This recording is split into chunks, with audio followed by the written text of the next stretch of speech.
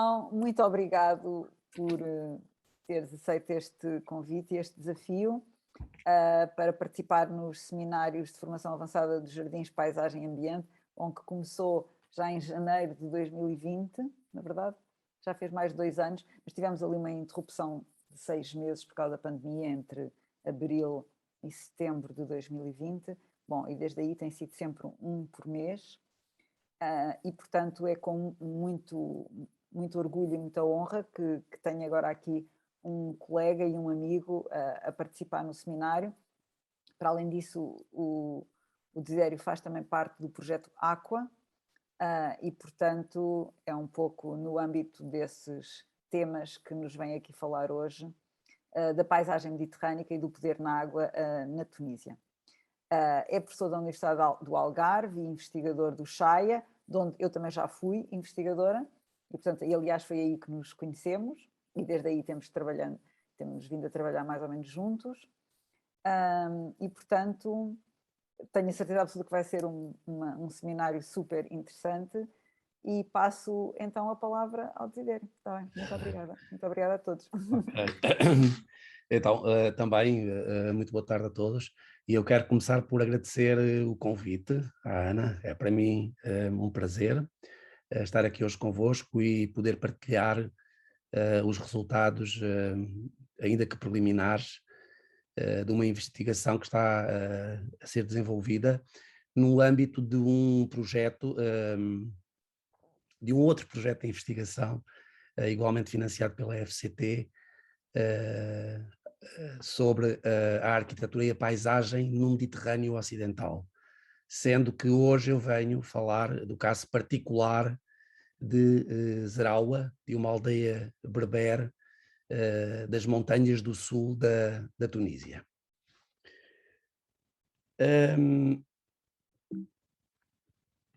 Como diz o historiador francês Fernand Braudel, o Mediterrâneo é dominado em termos espaciais e visuais pelas montanhas, tendo sido a partir delas que se iniciou o processo histórico de construção e ocupação do seu território.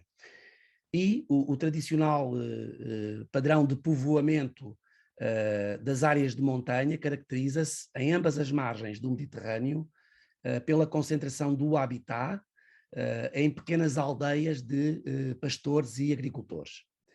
A aldeia de Zeraoua constitui um exemplo deste tipo de povoado, deste tipo de pequenas aldeias de agricultores e pastores, ocupando um ponto fundamental do relevo das montanhas de Mata-Mata, e Zeraoua sintetiza de modo singular algumas das expressões mais identitárias da cultura e da paisagem mediterrânica.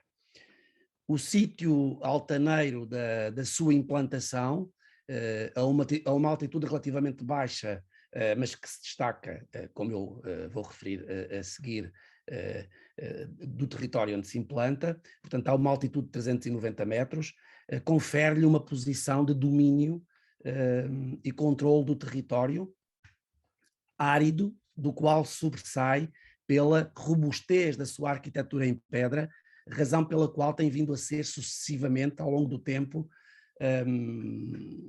comparada a um castelo fortificado ou a uma aldeia cidadela, nomeadamente por viajantes e expedicionários europeus que a visitaram, que lá estiveram e que a descreveram durante os séculos XVIII e XIX.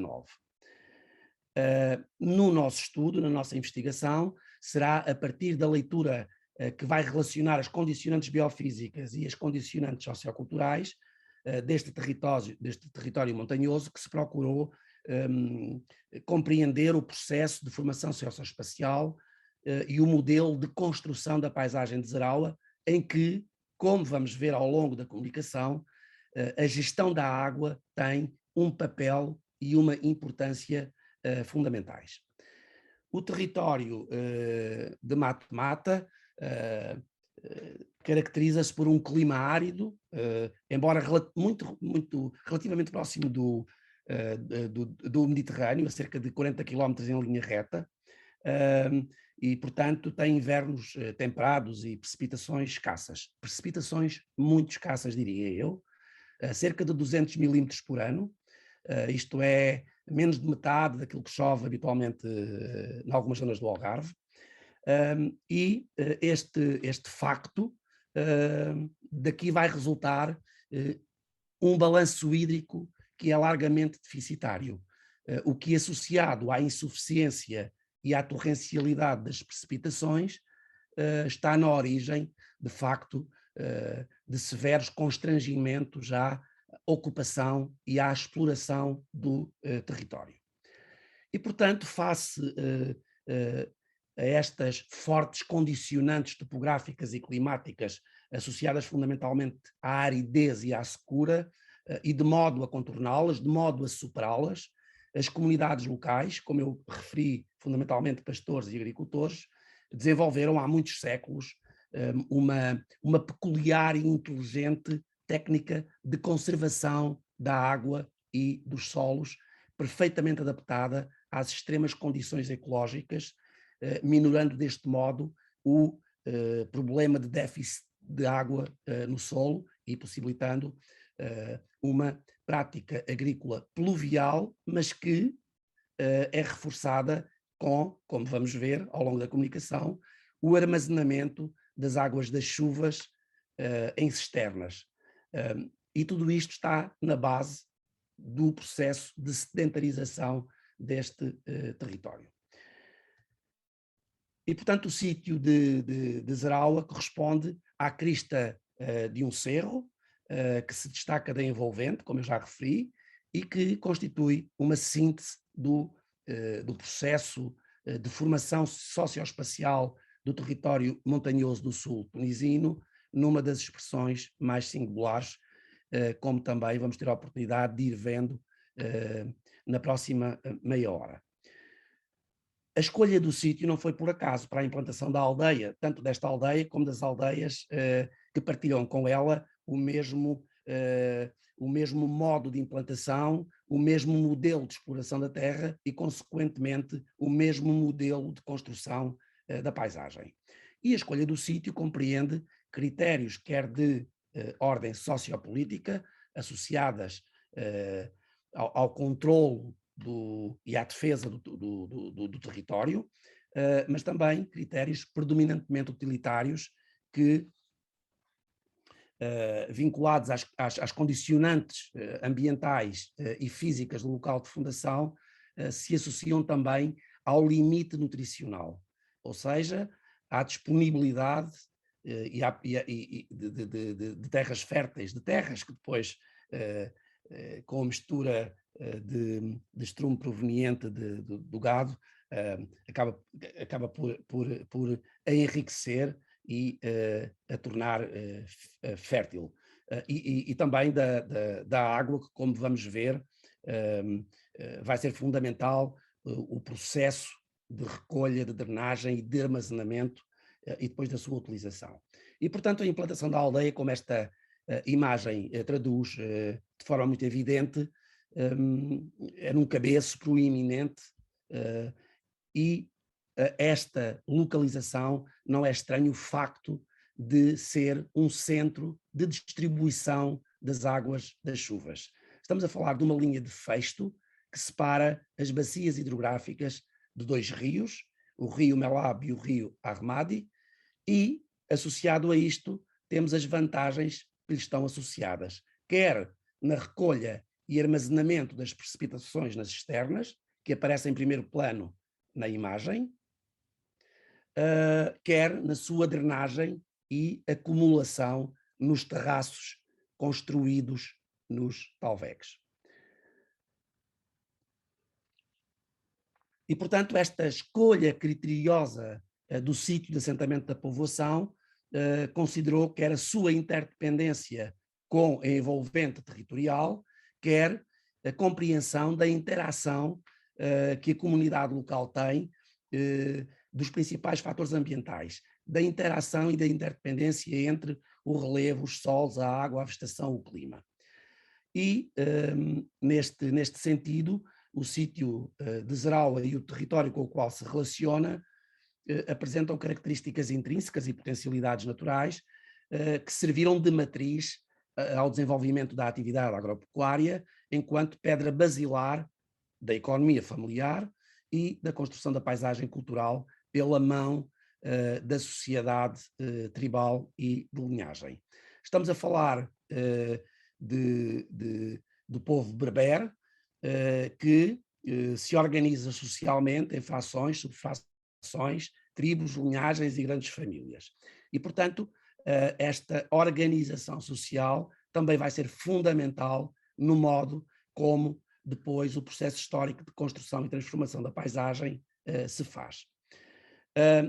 Esta imagem é uma primeira introdução a este inteligentíssimo e sábio processo de drenagem e de recolha das águas das chuvas, tanto nas cisternas como no seu encaminhamento para os terraços construídos nos talvegs. E, portanto, a gestão coletiva da água e dos solos, mediante este sistema engenhoso fortemente enraizado numa experiência que vem de séculos anteriores, corresponde de facto quer a uma sábia adaptação à morfologia do terreno, quer a uma sábia adaptação às escassez de recursos, à escassez de água e de solo fértil. E isto vai viabilizar a produção de alimento, que constitui o garante da sobrevivência destas comunidades rurais de montanha.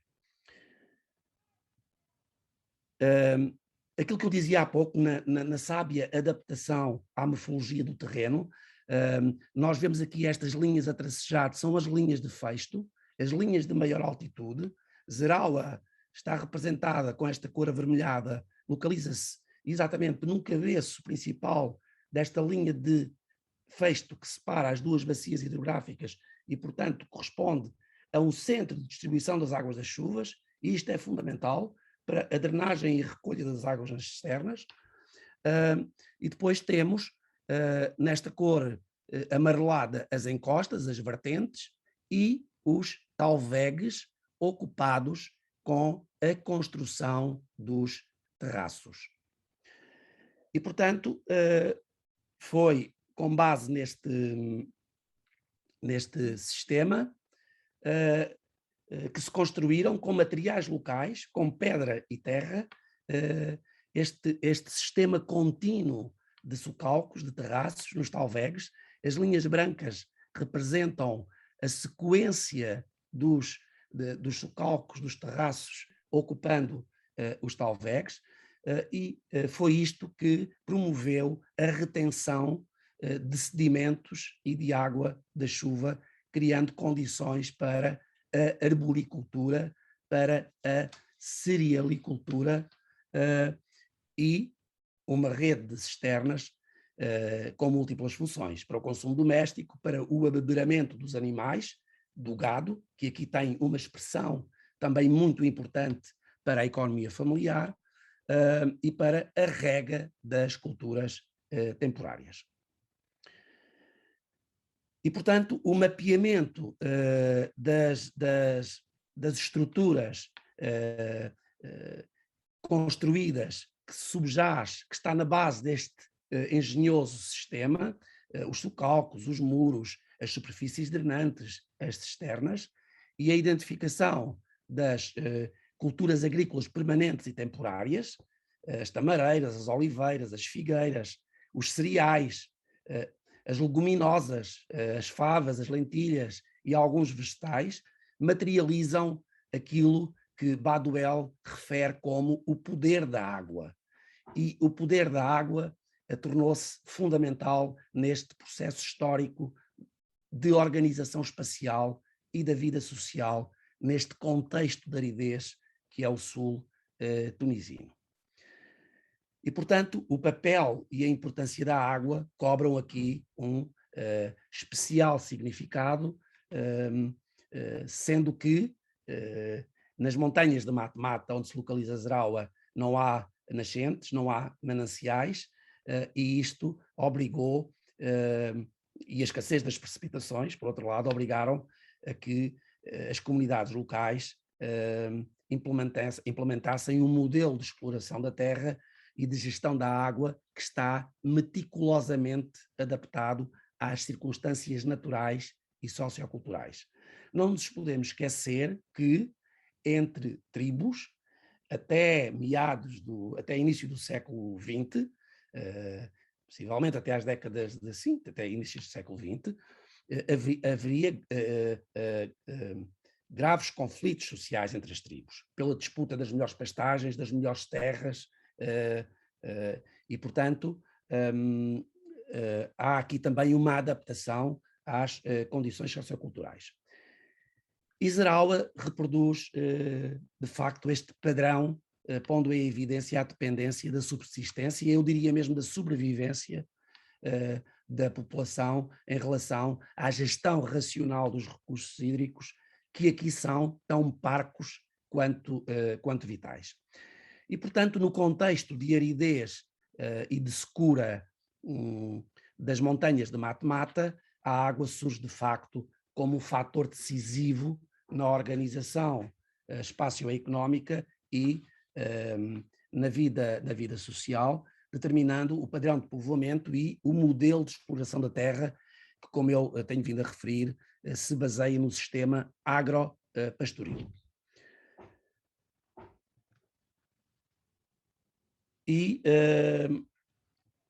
portanto, historicamente, a estratégia de sobrevivência delineada pelas distintas linhagens da aldeia, pelas distintas famílias, complementa a pastorícia com a agricultura, com uma agricultura que é singular, com uma agricultura que é baseada numa diversidade de produções, apesar dos constrangimentos que temos vindo a identificar.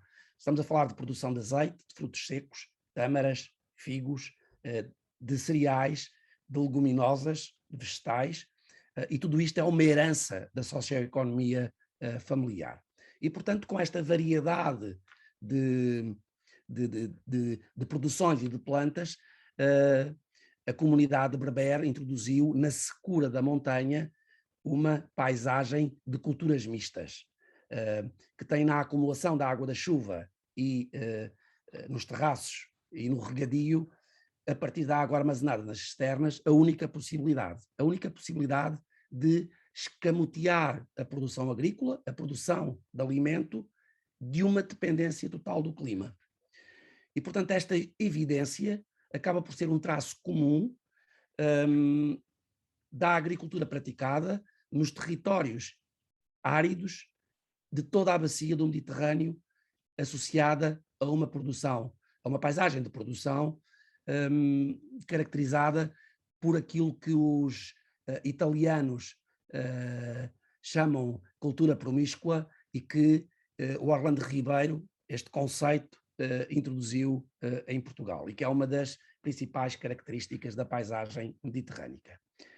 E, portanto, em Izerawa, a base formal e funcional da sua paisagem está vinculada aos talvegs, relaciona a construção de sulcalcos para a retenção de sedimentos e das precipitações e a recolha de parte das águas das chuvas em cisternas que são construídas em pontos estratégicos das vertentes, das encostas, sempre relacionadas com os terraços.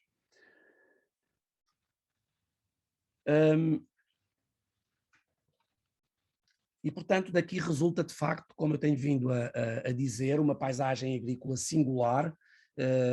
Ela aparece também com características muito semelhantes nas montanhas do Anti-Atlas em Marrocos ou na Etiópia,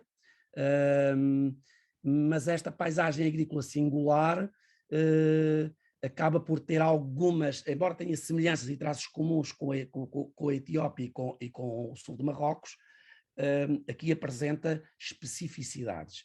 E estas especificidades têm a ver com um conjunto de práticas e de técnicas antigas, de origem incerta, mas bastante remota, que promovem a conservação da água e dos solos através da construção dos terraços, dos socalcos, nos talvegues, que localmente se designam como gessur, portanto, a superfície plana cultivável, suportada por muros de terra e pedra, localmente designados por tábia.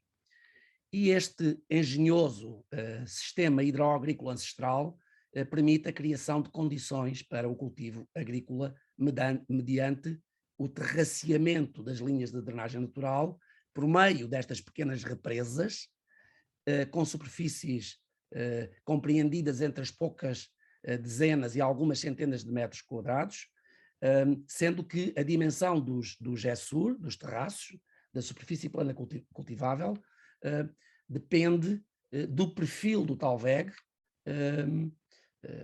mas a construção dos tábia, dos muros de suporte, eles apresentam sempre nas suas extremidades aquilo que localmente se designam por menfes, que são rebaixamentos do muro de suporte do terraço e que vai ter um papel, uma função importantíssima, como vamos ver.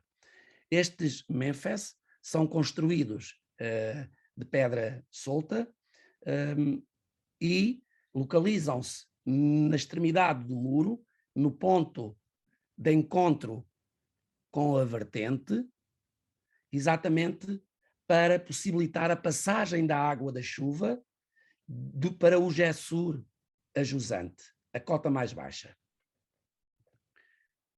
E, portanto, este sistema hidroagrícola de construção tradicional torna-se fundamental para o correto funcionamento e gestão dos terraços, que se baseia em dois tipos de razões.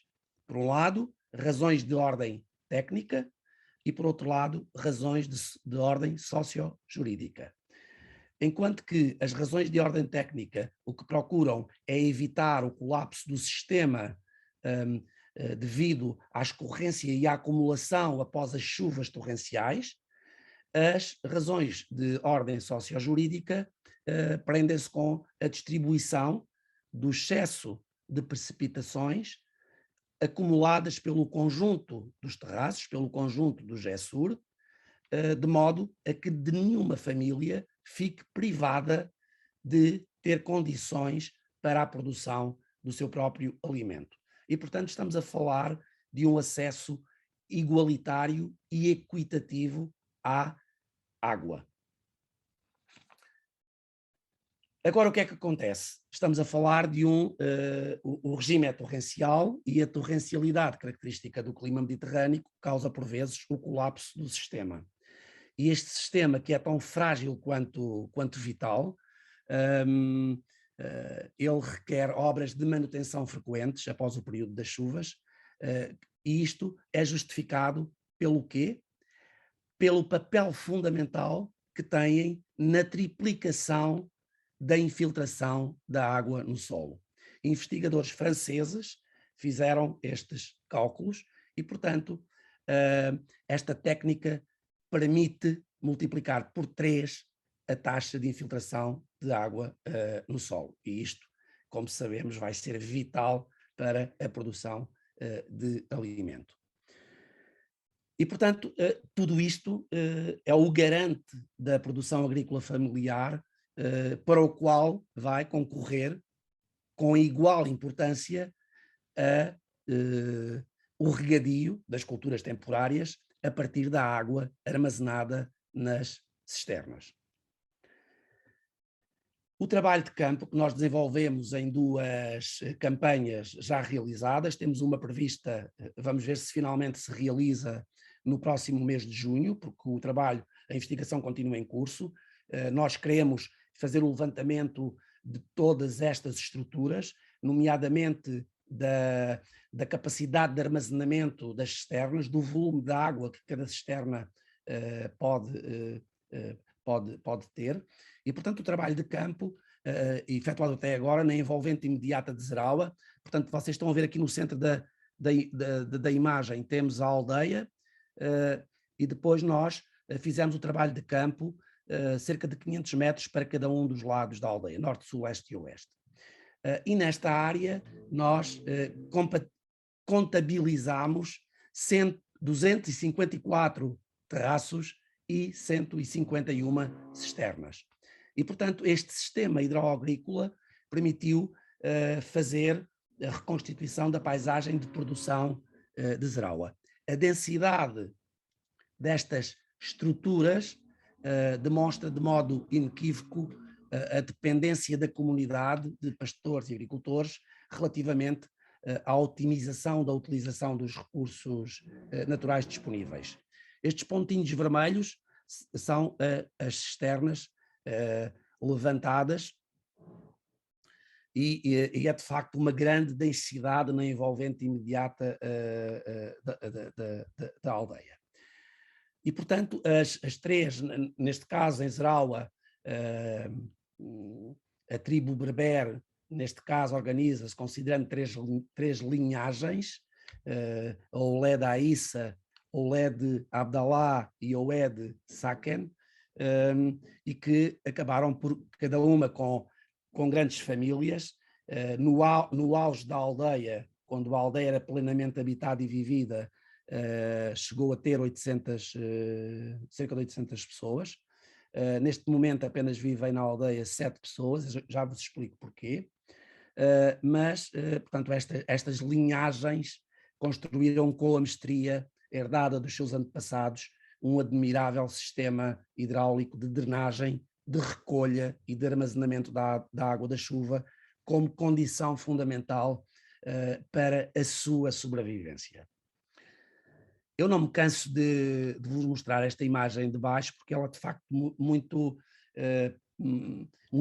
elucidativa deste inteligentíssimo sistema e processo de utilização dos escassos recursos naturais disponíveis.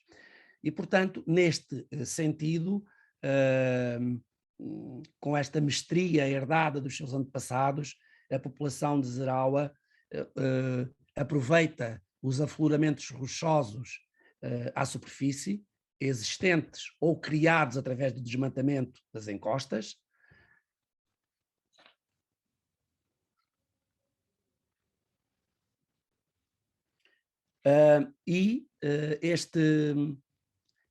estas áreas que vocês veem aqui com uma cor mais clara, delimitadas por estas linhas brancas, são exatamente estas superfícies rochosas, os afloramentos rochosos, que depois têm este papel fundamental de superfícies drenantes. A água é depois encaminhada através de pequenos canais para as cisternas e depois utilizada no regadio dos terraços. E, portanto, estamos a falar de um trabalho coletivo, de um trabalho árduo, sábio, do qual resulta este sistema que proporciona a captação e o armazenamento de um considerável volume das precipitações e que, como eu já referi, constitui o garante da sustentabilidade da comunidade e da paisagem de produção. E, portanto, este processo histórico de formação e organização socioespacial baseou-se sempre no acesso igualitário e equitativo aos escassos recursos naturais e ecossistemas naturais presentes, porque as pastagens são naturais, mediante uma gestão partilhada tanto dos recursos como dos ecossistemas presentes. Para ir concluindo, eu gostaria de considerar 3 pontos fundamentais. Primeiro, a localização da aldeia, a ocupação de um ponto fundamental do relevo, associado a um centro de distribuição das águas das chuvas, a partir do seu habitat altaneiro, a comunidade de pastores e agricultores constrói este inteligentíssimo sistema contínuo de espaços de produção de alimento instalados nos talvegs. E, portanto, foi através do entendimento específico da paisagem, foi através da compreensão da interação entre os fatores naturais, a geologia, o relevo, a hidrografia, os solos, a água, a vegetação, que a comunidade local implementou mediante um conjunto de práticas e técnicas antigas, uma agricultura tradicional assente na conservação da água e dos solos. Os terraços e as cisternas constituem, enquanto estruturas fundamentais deste sistema hidráulico histórico e deste sistema agrícola local, a base da gestão sustentável, quer das precipitações, quer das terras, como garante da sua própria sobrevivência. E embora a população de Zaraua tivesse sido deslocada para a nova aldeia de Zaraua, que foi construída na planície, o que é certo é que a relação da população com a antiga aldeia continua a ser feita, porque os pastores e os agricultores continuam a subir a montanha, continuam a ter aqui os seus rebanhos e continuam a cultivar os terraços e a produzir aqui parte do seu alimento. Portanto, é um processo histórico que continua a ser hoje em dia utilizado e tudo leva a crer que de modo sustentável haverá aqui a sua utilização nos próximos tempos. Obrigado pela vossa atenção e penso que o essencial está dito. Muito obrigada, Desidério, muitíssimo obrigada. Eu, bem, acho isto absolutamente fascinante, mas eu sou suspeita porque gosto muito desta herança islâmico-latina. Bom, então está agora aberta a sessão para perguntas. Se alguém quiser fazer uma pergunta, pode avançar. Porque senão eu tenho imensas. Portanto, posso já começar. Então, porquê que passou de 800 pessoas para 7?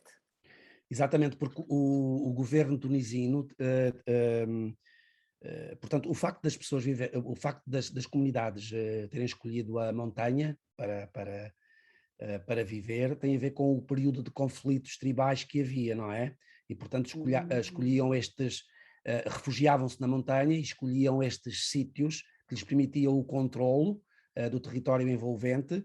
E como os viajantes europeus, nomeadamente dinamarqueses e alemães que visitaram Zaraua, comparavam com um castelo fortificado ou uma aldeia cidadela, esse caráter defensivo, que depois era complementado com torres de vigia que havia ao longo das linhas de festo para o controle. Portanto, as tribos defendiam-se deste modo. A partir do momento em que entramos num período de paz e o governo tunisino toma uma opção que é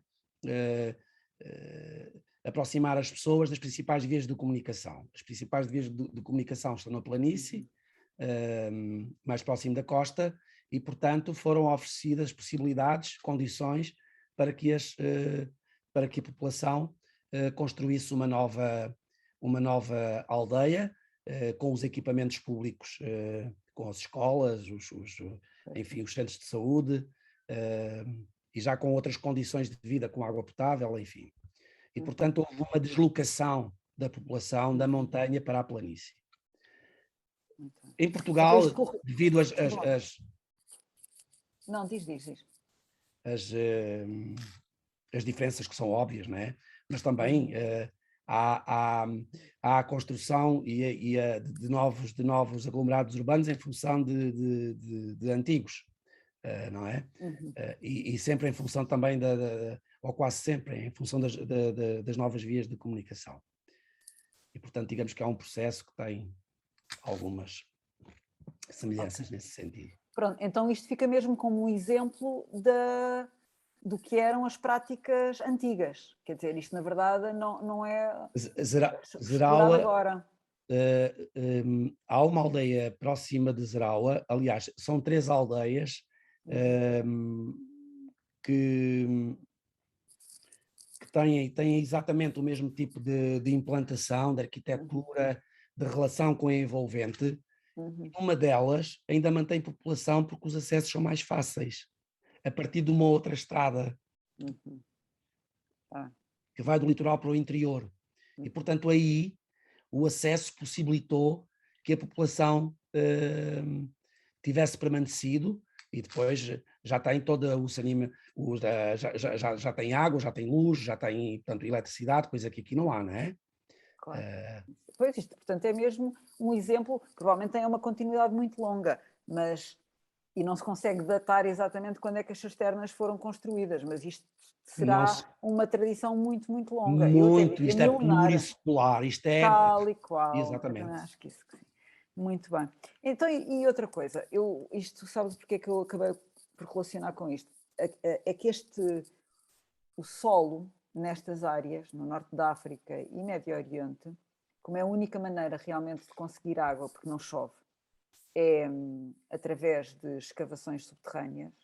Portanto, isto está tudo, porque esta quantidade de cisternas para a área é absolutamente impressionante, não é? 151 cisternas, é uma coisa impressionante.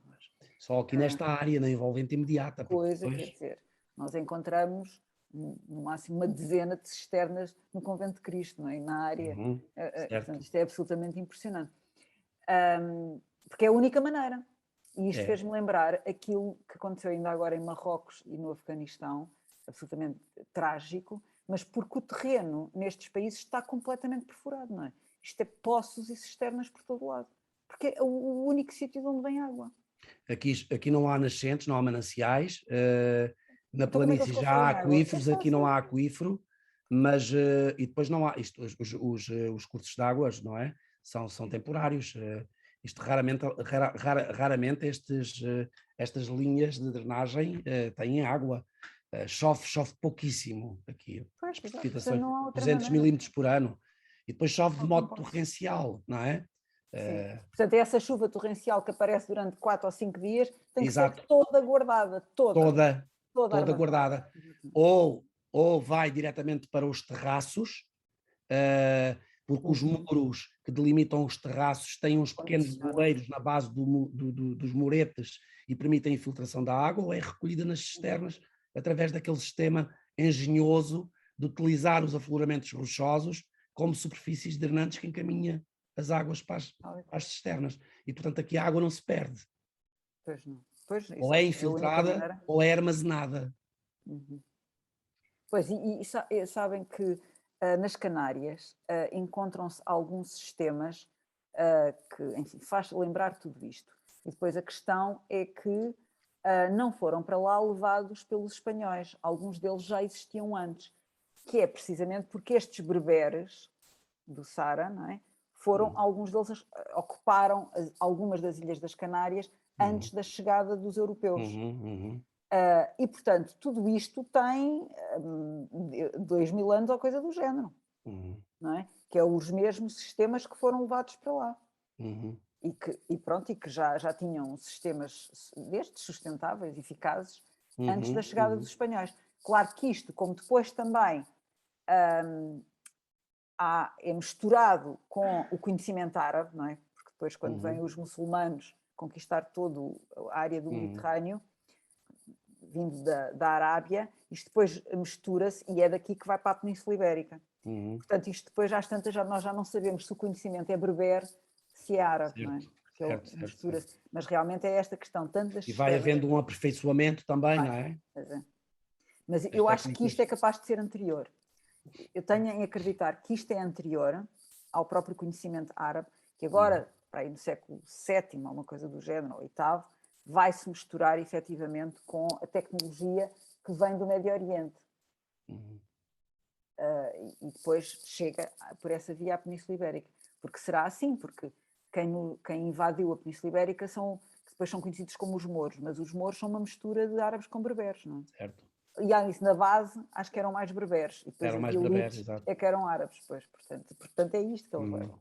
Sim. Isto é absolutamente incrível. Tanto que depois também aqueles estudos que tu fizeste das hortas, não é?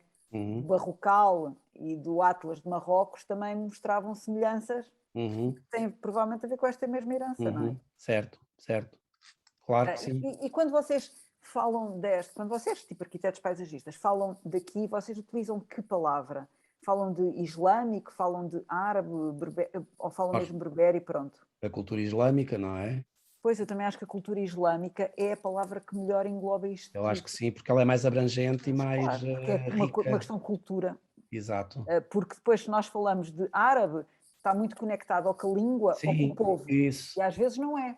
Exatamente. Às vezes não está nem relacionado com a língua nem com o povo. Já é uma coisa de mistura.